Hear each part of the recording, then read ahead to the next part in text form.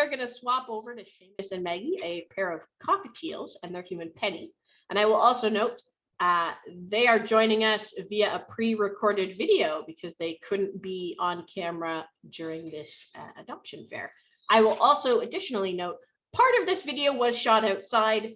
Anytime a bird is outside, you need to be there watching them, and also they should be in a carrier. One or the other is not enough.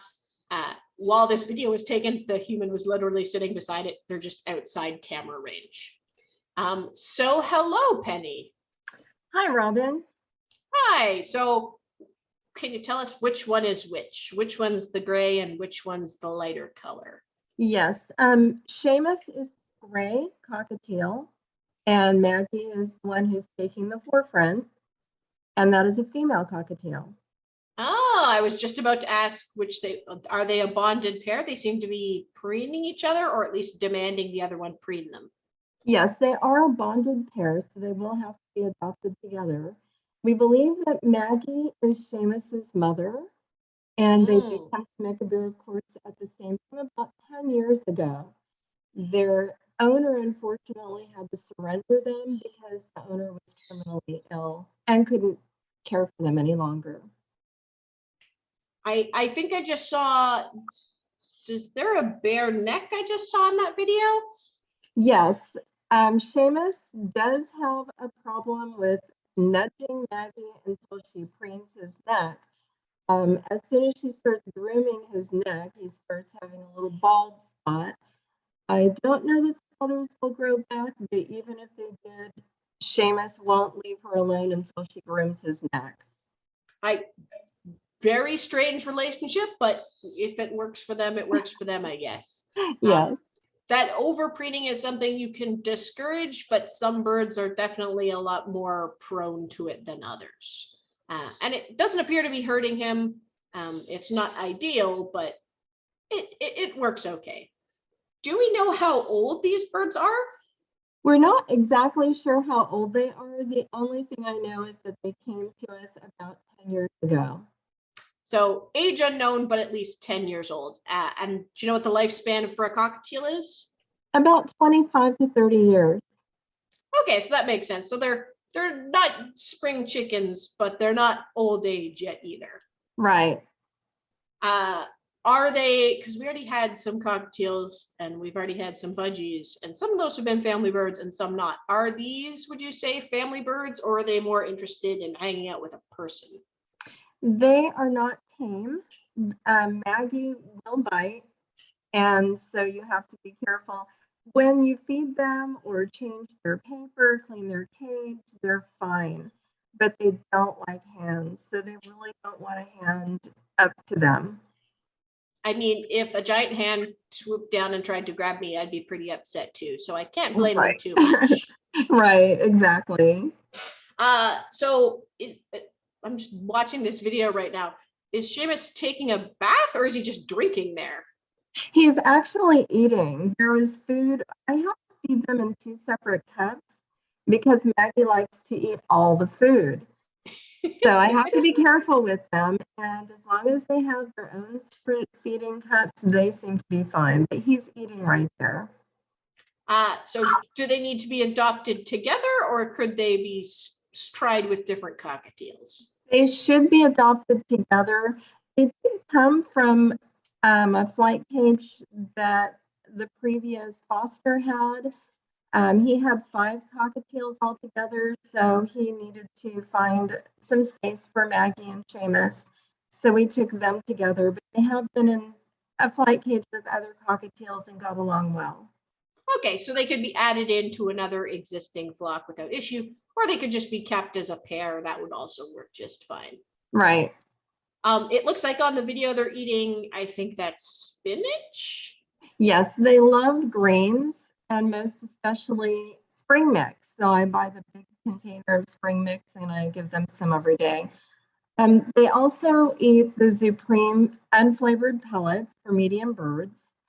And I do give them some millet and some seeds as treat, but again, because Maggie likes to eat, I put just a little bit in each food cup instead of just offering a large sprig of millet. They also eat some fruits, some veggies, and they like nuts. So it sounds like you definitely need to keep an eye on their diet to make sure that Maggie is not chunking up while Shamus is withering away. That's correct. And we do encourage people to weigh birds as much as possible. They can be a little bit difficult if they are not hand tame, but still something to keep in mind and work on in general. So aside from the bald neck, which I find kind of amusing because you can't see it the vast majority of the time, it just kind of looks like he has a small head. Do they have any health issues? No, not at all. Nothing that we've seen. They're very healthy. They're very happy. They just, they're very well adjusted, I should say. They love attention. They love it when people talk to them. So we like to talk to them, and they're very attentive. They'll come to the cage and look at you, and they'll start whistling or chattering. And sometimes they just move their beaks and nothing comes out. They're just moving their beaks as if they're trying to emulate what we're doing and listening to what we're saying. So it sounds like they would be great passive companions for someone who doesn't necessarily want a bird that's going to step up and cuddle into their face, but someone that they can spend time with, chat to. Do you think they would maybe be good office birds if someone's working at home and wants some companionship? I think so. They don't need a lot of attention in the sense that you don't have to take them out of the cage to play with them, obviously. So for somebody who just wants a couple of wonderful birds that are entertaining and loving, fun to watch, fun to listen to, Shamus likes to sing to Maggie. And he has about 3 separate distinct songs that he sings to her, and he'll just go up to her ear and just basically start singing. Does he sing anything recognizable?